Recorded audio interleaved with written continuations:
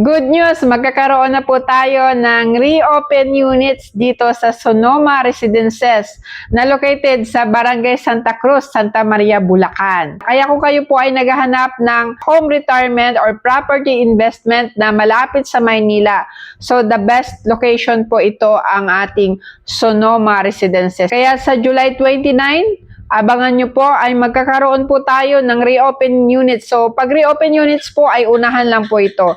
Gusto po mag-avail, meron po kaming inner unit, 24 units po na slot. 1 unit naman po ay 4 slot. Then, 1 unit lang for our corner unit.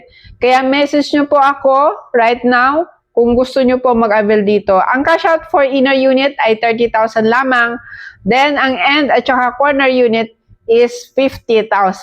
Kaya kung kayo po ay interesado sa pag-avail dito sa aming housing project sa Bulacan, message nyo na po ako para matulungan ko po kayo sa mga detalye at proseso. So, free presentation, free tripping po, wala po kayong babayaran, no hidden charges po. Thank you at God bless po.